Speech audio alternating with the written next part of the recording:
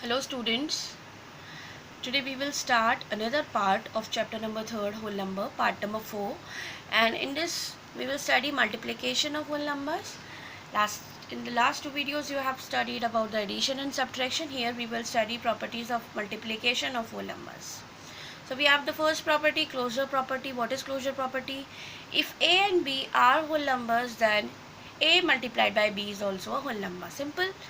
Means if you have two whole numbers 4 and 3, when you multiply them you will get 12. 12 is also a whole number.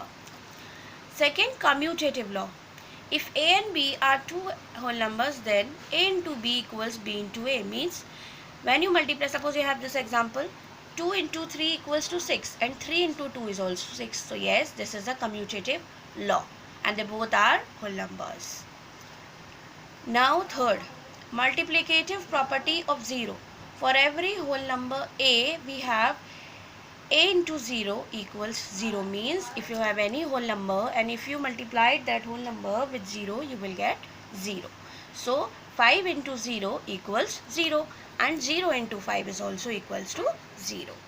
Fourth, multiplicative property of 1. For any whole number A, we have A into 1 equals A. Means if you have any whole number and if you multiply that whole number by 1, you will get the same whole number.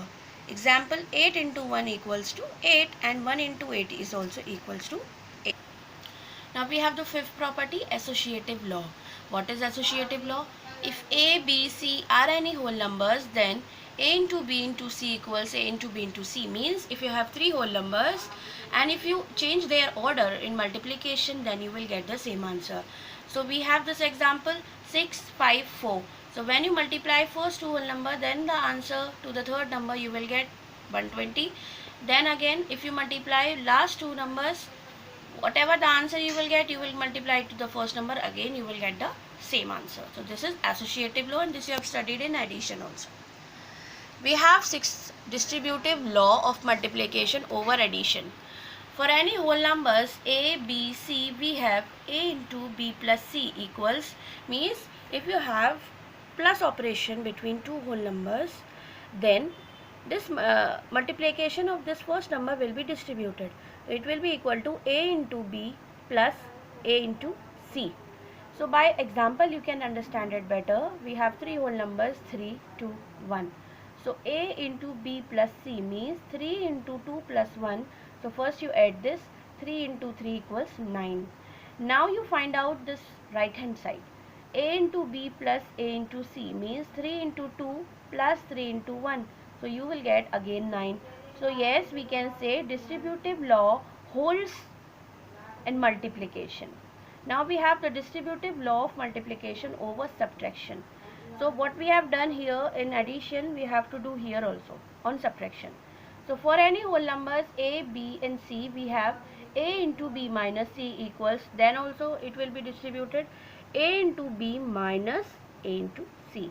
So we have this example, we have three whole numbers 9, 8 and 7. So when you find out the first left hand side, you will get 9. And when you find out the right hand side, you will get again 9. So yes, we can say distributive law holds over subtraction also. Now what is your homework?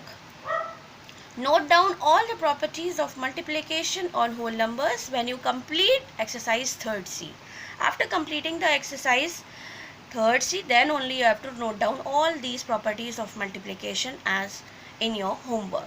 So I hope you all will understand this. Thank you.